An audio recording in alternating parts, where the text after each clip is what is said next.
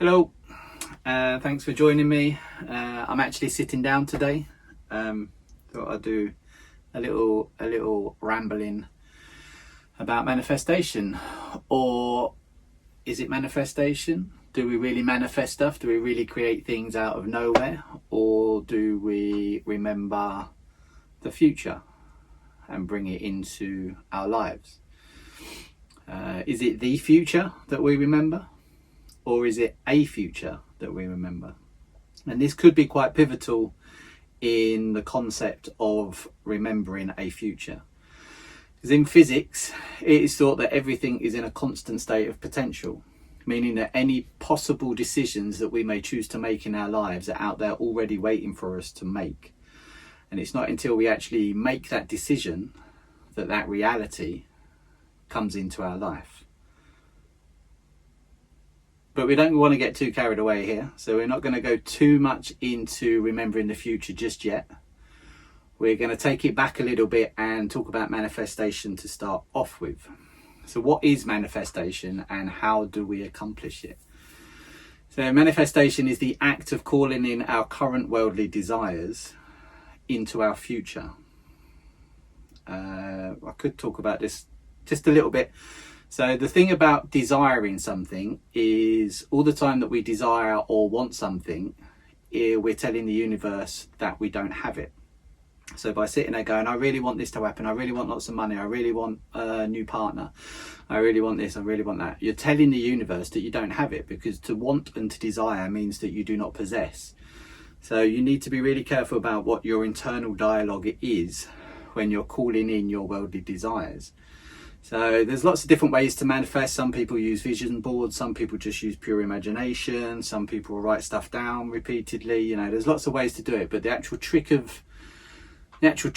is in the visualization of a future itself, with these things already present in that future. So we're not desiring something in the future, we are putting our subconscious in the position of already having that thing. And it's that trickery of the subconscious by believing that we've already got the thing, not that alone, but also including like the I'm not going to say positive, because there aren't positive or negative emotions, it's just higher and lower frequency. So a higher frequency emotion of, say, elation or gratitude or love, or and all of these things together, maybe even more powerful, of receiving that thing in the future. So you're tricking your subconscious into believing that you've already got what it is that you want. You've already got that new partner that's amazing and loving and supportive. She's already here, he's already there, or whoever, you know, and you feel the love for that person, you feel the joy of being with that person, you feel the gratitude for being with that person, or a cat maybe. And that's what tricks the subconscious into kind of calling it in or drawing it in from the ether, from the universe.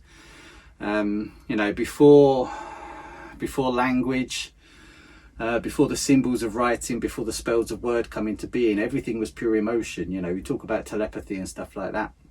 You know, words are lost in emotion. When you're feeling something, it's hard to put it into words sometimes. We can use words to describe love and happiness and gratitude, but to actually feel it is a completely different story. You know, people can talk about love, but to actually feel it is a very different thing. So, you know, emotion is the pure language. That's our base language. That's how we, you know, vibration, frequency is how we interact. You know, you can get bad vibes off people. That's emotion. That's the lower frequencies that they're sending out. Higher frequencies of love, people that you love to be around because they're just so energizing. You get that good higher frequency off them. That's the universal baseline communication. Emotion is us. We are emotion. That's how we fundamentally communicate.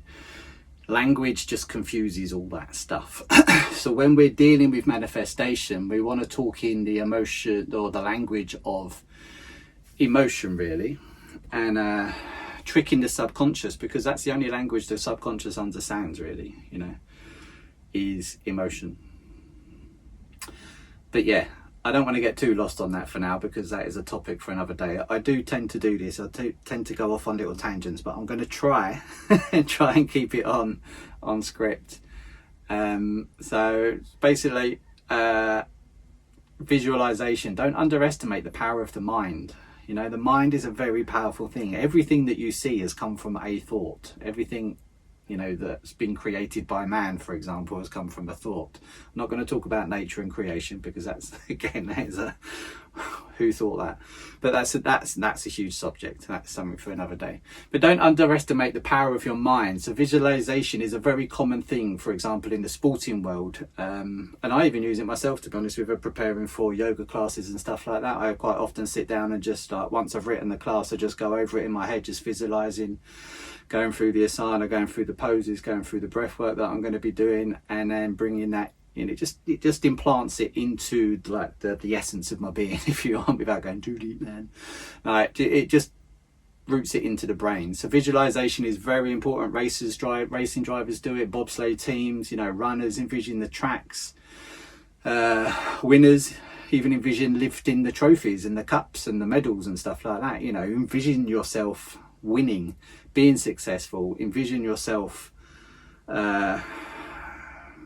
turning the corner, braking at the right time, accelerating at the right time, all of that stuff, you know, all of that. As an example, the beast Eddie Hall, like the world's strongest man, 2017 or 2018, I don't know, I can't remember. But when he lifted the world record, 1/2 ton, 500 kilos deadlift, he actually visualized the weights on top of a loved one. So it's a car on top of a loved one, and he used the adrenaline of that visualization to give him that. I mean, he's bloody strong anyway. So he had the raw power there, the base power, but just for that extra little kick, like, everybody in his team, everybody around him was saying, it's not possible, man. It's just not physically possible to lift that sort of weight. And he saw a psychologist, and they talked about it, about the extremes of human endeavors and feats. You know, the adrenaline kicks in, how women have lifted up cars before in pure adrenaline and stuff like that. And that's what he used to actually get the lift, and he did it with relative ease, you know, to be fair. So just, you know, don't underestimate the power of your mind. And this, people question manifestation because it doesn't happen how, or specifically when, they want. They're kind of like, right, this is it, I want this, and it's going to happen here. And then when it doesn't, they're like, oh, it's a load of bullshit. It doesn't exist. But the thing is about the universe, it has a site. It's so hard not to go off, you know, because we are the universe is us, I am a star, and all that jazz. But the universe has a sight, you know, and it sees things from a greater perspective than what we see things. So just because we think we want something, or we think we're ready, is probably the more apt word. We think we're ready for this, but the universe is going, you're not quite there yet. You've still got a little bit of work to do to get where you want to be. So I'm going to delay that until you're in a position where you're ready to receive that. So the universe knows best, but it puts a lot of people off because they're like, well, I wanted this and it didn't happen. And I sat there and I meditated and I visualized and I, you know, and it didn't happen. So it's a crock of shit. I'm going to go away and I'm not going to bother with that. You know, it's predestined and life happens and you dealt with what you dealt with and you just got to get on with it and make the best of it. Potentially it is the case. I mean, this is just my opinion and my life experience that I'm talking about here. Doesn't mean it's gospel for everybody. So that's what I'm just going to go through now, is just some of my life experiences along the way. Some of them are silly, some of them are small, some of them are quite big. Hopefully you'll start to see things unfold quite expectantly, and most definitely not as intended, as I've just been talking about manifestation. It doesn't happen the way you want it, but this is what I just want to run through, some of these things just to give you a little outline of a picture of how it can potentially happen, whether it's guidance, whether it's manifestation, or whether it's remembering a future. So there's going to be a little bit of forward and backing. There might be a couple of overlaps here and there between manifestation and remembrance, or remembering the future. So bear with, and it may seem a little bit disjointed, and it's definitely going to seem a little bit random because it's just some silly little things that I just look back and just think, what? So just starting off, as a kid, for example, I used to have a Scalextric set, or the family had a Scalextric set, and there was a little Mini Cooper. It was black and white. It was red with a black and white check roof, and I absolutely loved it. And I always thought to myself, I'm going to have a Mini Cooper when I'm older. Absolutely, that's just going to have it with a black and white check roof. So just one thing there. Also, as a kid on holidays driving past, we used to go down West Country and stuff like that. There's old dry stone walls, and I got this weird, strange sensation that it just felt like homely. I just felt at home around dry stone walls. Like, I didn't think, deja vu, and people were like, oh yeah, it's just, it was just a feeling. Didn't think anything of it. Every time I saw them, I just thought, I just feel like home. That's it. In my teens, another strong feeling that I wouldn't stay in Kent. That's where I'm from originally, Strood, Rochester. I knew that I wouldn't stay, definitely not die in Kent. That was a very strong feeling. Now, that one hasn't been confirmed yet, as you can tell, because I'm still talking. It depends when you're watching this, I suppose. But so we'll see about that one. But it was definitely a very strong feeling that I was not going to live in Kent all my life, and especially I had no intention of dying in Kent. Getting a little bit older now, I'm passing my driving test. It was a dream for me to own a camper van. I wanted to drive across Europe. I wanted to explore. I wanted to kind of wing life a little bit. But I lost my license, not once, but twice in the first 2 years. So premiums were a little bit high and my income was a little bit low. And then, life just happened. So that didn't happen. No camper van in my life. Then early 20s, very unlucky in love. too busy partying. Not good. I mean, that's a bit. I'm not going there. But I knew, I had a deep set feeling that I knew it would be all right. In my early 30s is when I kind of thought, it's all right, something's going to happen. I'm going to meet a woman, going to settle down, going to have a family and stuff like that. It kind of worked out. I had a son at 32, Samuel, absolute legend. This was in 2011. So that bit worked, but the settling down bit didn't quite happen. And she actually moved 300 miles away in 2013. As a result of this, always being in kind of, I don't want to say dead end jobs, but they weren't firing my soul. They weren't making me feel alive. They were jobs that I had to do to earn a living, to live in a house that I didn't really want to live in because I was always at work, etc. I've said that in a previous video, I know. So 2013, my son moved 300 miles away with his mum at the age of 2. It kind of spurred me on to go, the first day I went to work, or not the first day I went to work, but the first few weeks I went to work, I was out with the boss and he was doing pricing up, and I was like, man, I'm at the wrong end of the scale here. You want to be at the top end of whatever business you're in, you want to be at the top end. Not working for something, never made any sense to me, working all my life for somebody else's gain, never made sense to me. But life again just bogs you down, you get stuck in ruts, you get stuck in this, that and the other. But I was spurred on to the inclination to want to be self-employed was a lot stronger, so that I could quite easily move around, not just relocate and get a job and then get stuck in another dead-end job. I wanted something that I could do globally. So if I wanted to go and live up north near my son, I could. But also if I wanted to go away and work with, go away with Sam and work considerable amount of time somewhere, then I could take my trade and I could go work in another country and do what I do, and we could stay out there for a little bit. So I wanted options. So that was a little bit of that in 2013. That was a little vision. After a couple more failed relationships, good relationships nonetheless, but just not right for me or for them, I decided to focus more on myself. Some of my exes maybe said I was too selfish all the time, but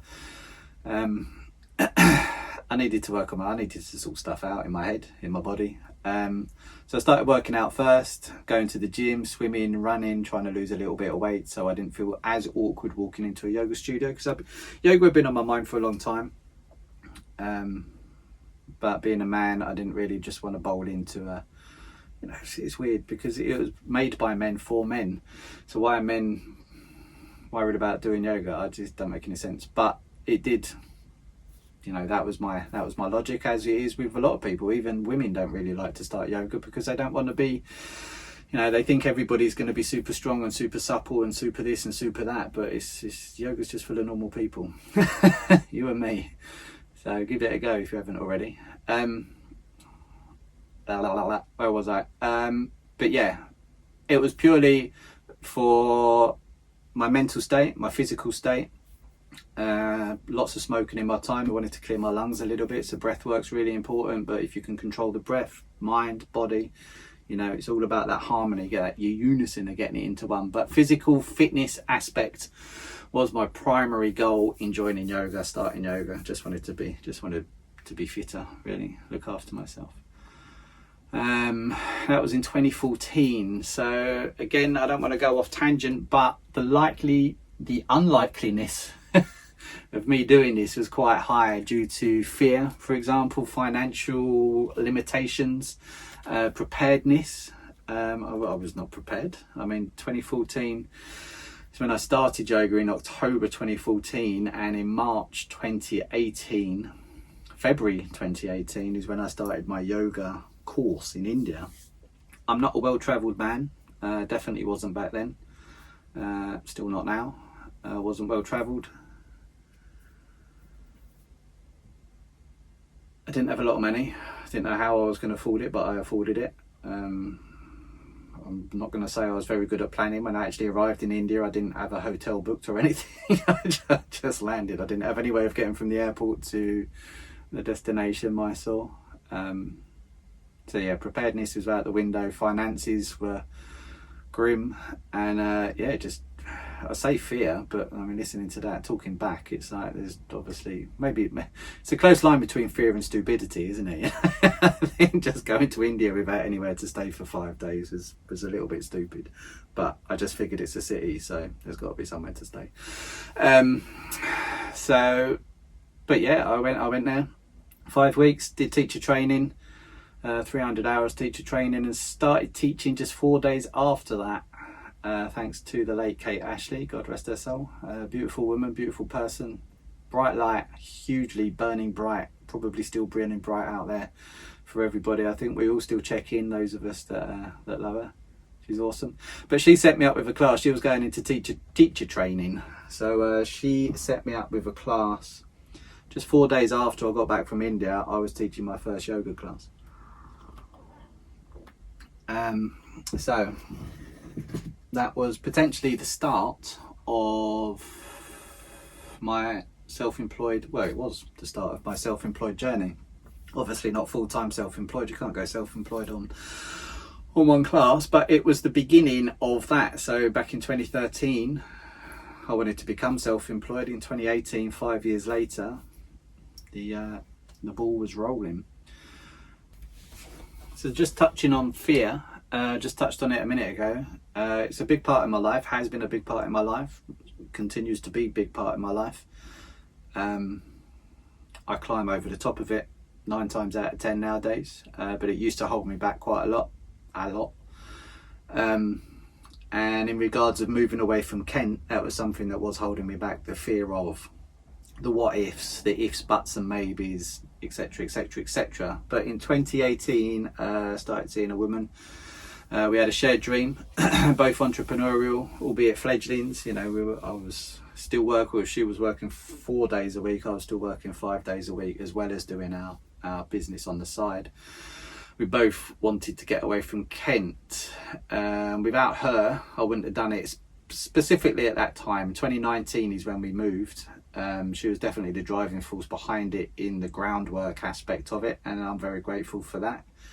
She did all the research and found places and etc, etc, etc.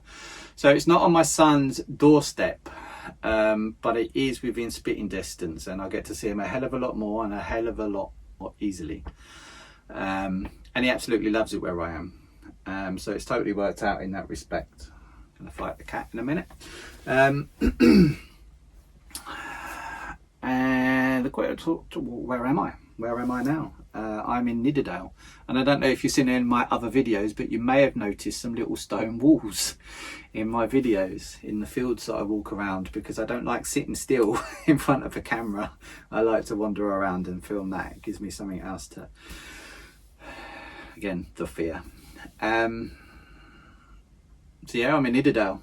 It's the home of the dry stone wall. They're bloody everywhere, and it feels totally right.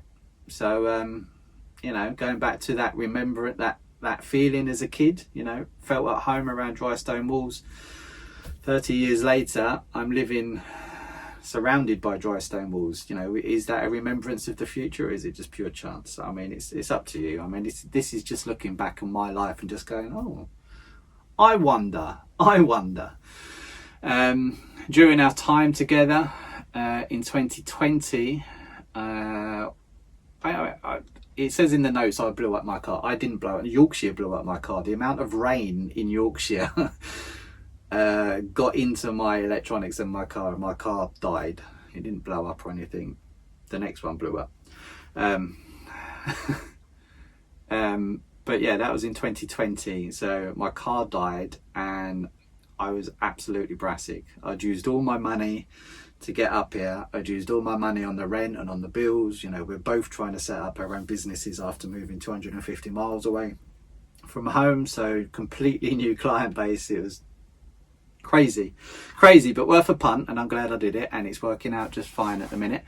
So, but my car blew up. I didn't have any money, but my girlfriend at the time was able to get some money and get herself a new car, and she was kind enough to give me her car, which, although it wasn't red, it was in fact a Mini Cooper with a black and white check roof. So let's go electrics. So that's two things just in a couple of years. Like, just going back, was that a manifestation? I wanted a Mini Cooper with a black and white check roof when I was older. I wanted that. Forgot all about it. The universe went, there you go, there's one. Who knows? Was it manifestation? Was it just pure chance? You know. But yeah, it wasn't red. So maybe I do need to be a little bit more specific about my manifestation, what I'm calling into my reality. Whether I'm creating it, or whether I'm choosing it from a future. But this was a very rocky time, as I've just said, financially. Absolutely spent everything, every last penny and beyond. Things didn't work out between me and this woman, which is a shame, but I learned a lot about myself, who I am in relationships, who I wanted to be in relationships. So I set strong boundaries about what sort of woman I wanted next, who I wanted to be next in a relationship. You know, I did go through a phase of bouncing from one to another, which is just no good for anybody. So I took a step back and I was like, right, what do I need to do for myself to make myself right for somebody else? And what am I looking for in somebody else that they're going to be right for me as well? So took a little bit time to myself again, different aspect this time, not physical, a little bit mental, a little bit emotional, a little bit energetic, just checking in with myself to set up for a future relationship. But let's just roll back to the later days in Kent, when I had a camper van. Again, just off the back of Sam moving up north and me not having the balls to move up north. I thought, well, all right, I'll get myself a camper van. At least that way, I don't have to fork out on hotels. You know, it just makes sense. Drive up to Sunderland, see Sam, carry on up to Scotland, drive across to the Lake District. We can have a long weekend, we can have weeks together, just drive home after. Perfect. So got myself a nice, nice is arguable. It was a jumbo transit. It was good. It was exactly what I needed. And I did actually end up living in this for a couple of years on and off. I did bail out to my parents every now and again. But it did actually blow up just before we were coming up north. And because I was focused on spending the money on the move, I didn't spend the money on getting it repaired. It was an engine and a turbo. The turbo went sucked all the oil out of the engine, blew the engine. So I got rid of that. But what it did teach me was, if I ever wanted a camper van again, especially to live in, what I needed in a camper van. Because the first one, the Jumbo Transit, didn't have a toilet, didn't have a shower. I was a member at the gym. I spent a lot of my time, I was doing 12-hour days, 13-hour days at work and away. So most of my life was at work. Evenings I'll go to the gym, shower, wash up, freshen up, etc. So all of that was taken care of. So I did look after my hygiene, don't fret.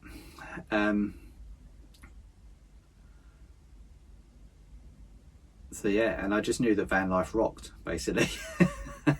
I knew what I needed next time, and I knew that it was bloody good. It was a good life. Really good life. Really good life. So after the last breakup, I had a choice to make, which is carry on working in a job that I wasn't too passionate about whilst teaching yoga on the side. So earning money but not having any life, or take a punt and go self-employed and opt for van life. So obviously still earn money but less outgoings, so wouldn't have to earn as much money to live, at least once the ball starts rolling, business starts picking up, then we're off to a gunner. So I went for van life, but yeah, the calling for the freedom had never been so large. Yeah, so 2020, 2021, you know, the entrapment that's going on at the minute, don't want to go too much into that, but it's just suffocating, absolutely suffocating, and the last thing I wanted was to get caught trapped in any of that. So I thought, well, a van is the perfect thing to do. But after the relocation had completely wiped out any savings that I had, plus any credit that I had, it left me in a very bad financial situation in the terms of the matrix. So just popping down and getting a camper van on finance was not an option. And one of the friends from Facebook that I've never met, but she was like, well, you don't need money, just call it in. And I was like, man, I'm all about manifestation. Why didn't I think about calling it in? Why would I not do that? So I set myself to task, going to work, landscaping at the time, as well as teaching yoga. My business was still ticking over after COVID and whatnot. It was still going on in the background. While I was at work, I would just, like, when my mind wandered, I would just go back and just start, you know, I'm really excited I can't wait to go home tonight to my van. Waking up in the morning, I would be like, oh, it's so nice waking up in my van, it's so good to be here. And obviously I knew what I wanted from a van as well. So I wanted space for my turntables. I wanted space to practice yoga. I wanted a bathroom. You know, I wanted a van that I could live in. I wanted access to the roof, because the transit that I had, I couldn't get, without clambering over the outside of the van. There was no ladder externally or internally for the van. So I set myself just that manifestation, just that visualization, the visualization of seeing what I wanted, and like just in and out of the day. It wasn't like I'm going to sit down now, or it's 4:15, I'm going to sit down and meditate on this van. It was just throughout the day, just doing my work, just like, right, just lose myself in the thoughts and the feeling, the excitement of going home to my new home, the excitement when I woke up in the morning, just like, oh, it's so nice to be here, so nice to be here in my new home. So the joy, the gratitude, the love, the appreciation for being there in my van, that's what I was up to. And long story short, I met somebody on a protest in 2020. Her partner and her used to go motocross around the country, and they had a ginormous van. The back end was a garage, which I have converted. I was going to say, you can look in my other videos, but I'm sitting in it. So, you know, converted the back end of a garage. I'm in the process, again, if you do look at my other videos, if you watch my other videos, I'm in the process of converting it. I've just installed a log burner, etc. Got a ladder, so I've got internal access to the roof, so I don't have to go outside. I can get straight up onto the roof. can yoga on the roof, I can sunbathe on the roof. It's ideal. Everything that I asked for, probably a little bit more.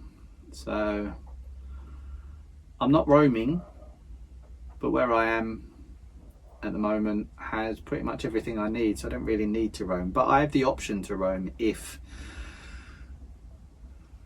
stuff happens and I need to. So the option's always there. So I called in my camper van. I've called in my mobile home. 9 months after getting the van in early 2022, some work opportunities come up. There were a few, I was teaching at one spa, somebody left that spa, went to another spa, and then I bumped into him teaching at another studio, and he said, oh, I'll have a word and try and get you in there. I got in contact with the spa manager. The spa manager got me in contact with somebody else, and they said, oh, we're going to do this thing 5 days a week. We want yoga every morning. And I was like, okay. Opportunities like that just started to appear. Then they gave me classes on a regular basis. Other studios were opening. 2 studios were due to open, both in 2022 in May. So, things just like started roller coasting, and I was like, oh, okay, hang on. There's there's an opportunity here.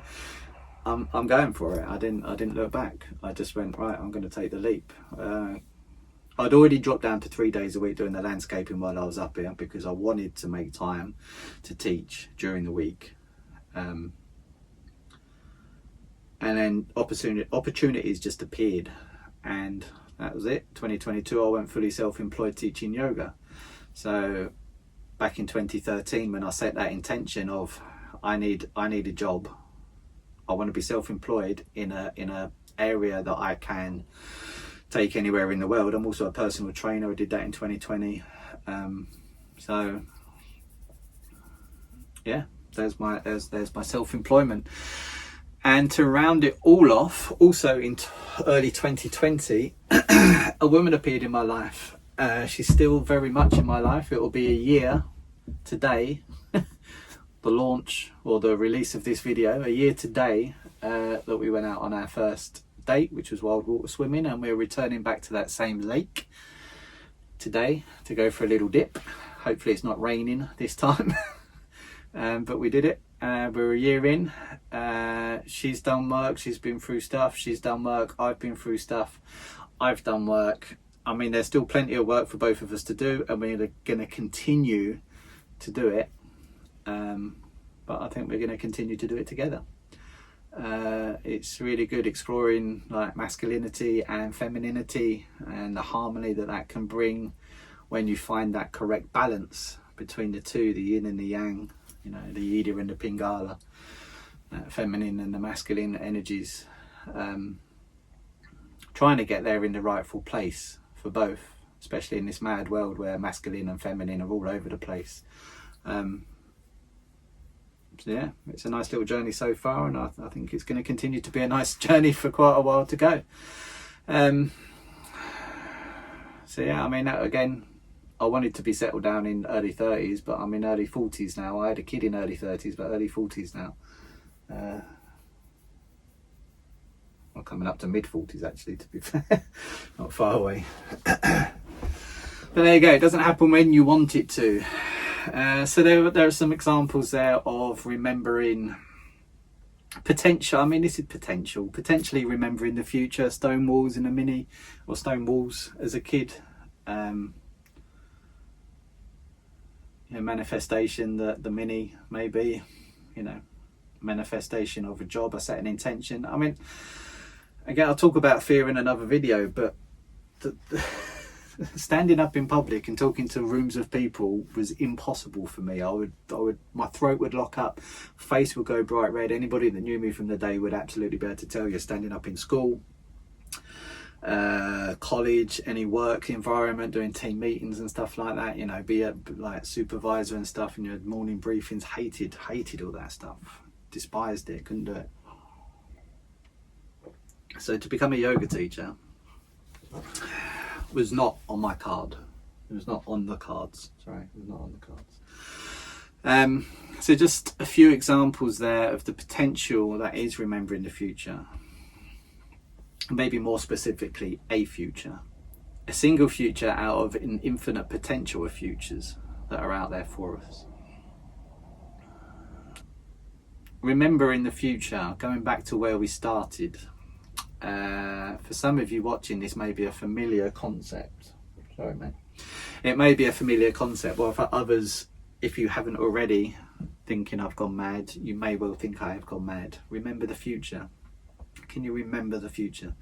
But there are examples of this all around us, really, in clairvoyancy and prophets of days gone past. But a really good example of this is, or a really good example of how consciousness pervades time, is remote viewing, if you choose to be open to that concept. And it may help you be open to that concept if an agency as large and as well known as the CIA, for example, have been undertaking many a study into this field and are almost definitely the world leaders in this topic. You've got the Gateway Project. You can look it up. I'll put a link in the comments below. But the Gateway Project is an exploration from the CIA back in 1984, 1983 or something like that. Maybe, I don't know, 1980s anyway, about consciousness and collective consciousness. So they know full well what they're doing. If you've ever heard of binaural beats, beat frequencies, any of that stuff, the Monroe Institute, all come from the CIA's study, which I'll put a link in down there. It's just a document. But remote viewing as well, you know, I've got another link for CIA remote viewing as well. Put that down there. So, you know, believe it or not, our governments and our secret agencies, CIA, Central Intelligence Services, they're studying it. They're not telling us about it, but they're studying it. So it's all out there. But anyway, remote viewing. In a test study, 3 remote viewers in locations around the world. So they weren't together. They were set up individually. And they were asked to remote view back in time to explore the story of the Battle of Mars. Now you're going to think I'm completely insane, but and there's I know the planet as Maldek, but somebody else, Jez, he said that he gave me another name for the planet. But you've got Mars, and then you've got an asteroid belt the other side, and that asteroid belt potentially was another planet. And Mars and this planet, whether it be Maldek or another name, had a massive battle which wiped out all life on Mars and destroyed the other planet. This is mentioned in the Bible. Again, I'll put a link in the comments down below. But these 3 remote viewers at different locations around the world were asked to go back in time, remote view back in time, and just explore what happened here. And I mean, that's fascinating in its own right, that they were able to go back in time, consciousness pervading time, remote view, 750,000 to 1 million years ago, whenever it was. But the really, really, really interesting thing about this is that I think two of the 3, if not all 3 of them, were the remote viewers that were in a chamber meeting, not chamber meeting, but a war meeting,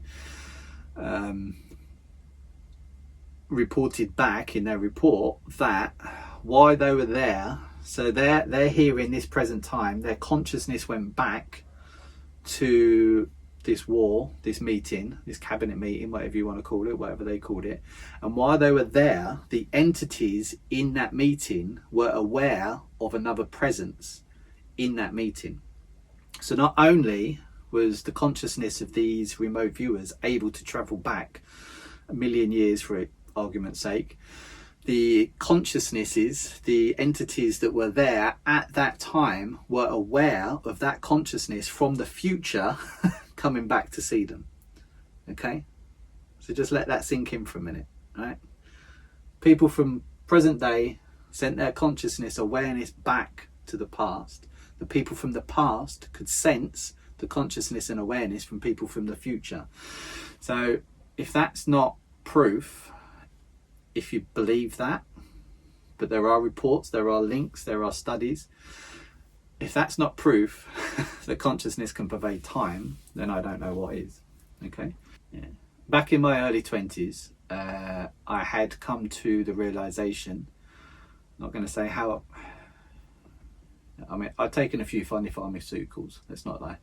So I'd come to the realization that my past, not my past, the present and the future had already happened, were happening, and were going to happen all at the same time, simultaneously, and continue to do that in that ilk, with no beginning and no end. So the past, the present and the future had happened, was happening, and was going to happen constantly in that moment, and that's how it continues to go for eternity. So there is no past, there is no present, there is no future. It's all constantly happening in a constant loop. I've re-explored this more recently by various means, and it just totally resonates with me. So when I heard about this kind of project about remote viewing and consciousness, and that's why I just fell in love with yoga, the philosophy of it and everything like that, it just instantly made sense to me. It wasn't like it was something I was studying, it was just like something I was remembering. It's just fascinating, really good. So it was just really exciting to know that this stuff is going on. It may not be in the mainstream news and stuff like that, but I mean, our governmental bodies are researching this and are putting information together about this. So, I mean, they obviously don't want us to know our true potential for whatever reason, and I'm not going to get into that today, but our potential is huge. The power that we have is absolutely immense if we just learn to tap into it. So what tied this in for me, this remembrance of a future concept, was one day before leaving for work. I had the feeling that I needed to take my bank card, and this is not, you know, we've all had the feeling, oh, I feel like it's normally when you leave the place, isn't it? When you leave home or something, you're like, oh, I feel like I've forgotten something. Or just before you're leaving, I feel like I've forgotten something. But this was specific. This was my bank card. I knew I needed fuel, but I also knew that there wasn't a petrol station between my house and work. So if I did want fuel, I'd have to go out on my way to get fuel and then go back en route to get to work. And my rationale was also, well, I use Apple Pay, so why do I need my bank card if I run out of petrol and I have to go to the petrol station, I'll just pay using Apple Pay, so it's not a problem. So why? So I talked myself out of it. I was like, I just don't need my bank card. Just don't need my bank card. So I put my wallet down, left it. Don't need it. Driving home, I was getting a little bit nervous because it was getting damn low. And I drove past a garage. They're not a petrol station garage, a mechanic's garage. A mechanic's garage. And it had 2 petrol pumps out the front. And I was like, thank God for that. So I pulled onto the forecourt, drove around, pulled up at the pump, got out, went up to it, and it was like card only. I was like having a laugh. It was pay at pump, self-service, all of that, but card only.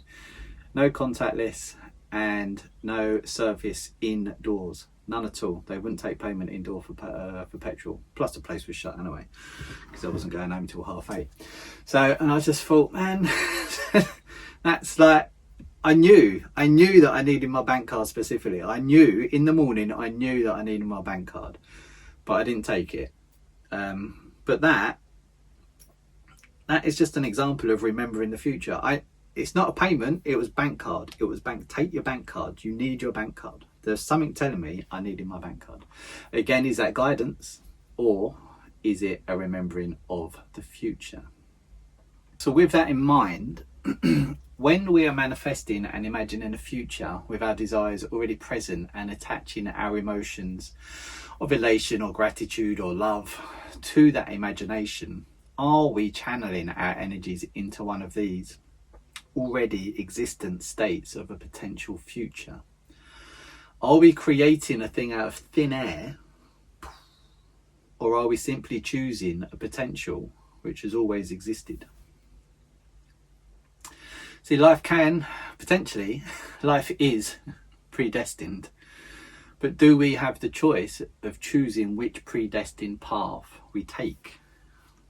So I'm not a religious man, but I was brought up in church. A couple of things stuck from that. One of the biggest things that God gave us is free will. The will to choose our path, to choose our own life's course, and potentially to choose our future. And Jesus said, I am the way, I am the truth and the life. No one can come to the Father except through me. And now Jesus was the Son of God. He had extraordinary gifts. But what was Jesus when you bring it down to brass tacks? Jesus was a man. He walked the earth as we do. And he was flesh and blood as we are. And lots of things can be lost in translation, but when you keep things simple, they become clear. We have the power to choose our future, to see and shape what and who we become. And we, as a man who walked on the earth many years ago, have the power of the Creator inside of us. It's a good message there. We are the created as well as the creator. So just a few things to think about there. Do we create stuff out of nowhere, potentially? Do we choose a potentially existent future and just predestined? Yes, life can be predestined, but we get to choose which predestined course we take, potentially. And don't forget the power that you hold within you. Stay true to you. Much appreciation, much gratitude, and much love to you. Thank you for your time. I hope something resonates. Stone walls, maybe, I don't know, check roof, who knows. But peace out. Much love.